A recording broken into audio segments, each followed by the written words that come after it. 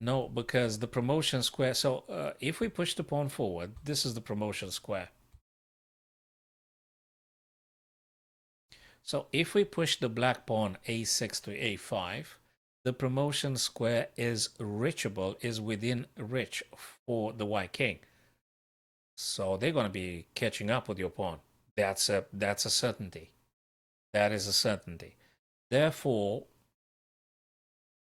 it could be potentially taking this guy. They're gonna take. You're gonna push, cutting off this, and then you might be able to. Yeah, we take. We capture. They capture. Oops. We capture. They capture, and I'm pushing forward. The white king can't approach you, and you created the passer, and then you just play king c5. So it's a6 takes b5, and that seems to be the normal stuff to play here. A6, B5. You can't allow this guy to coming down, and you got no point of entry for your king. Mind you, you can't infiltrate the black king.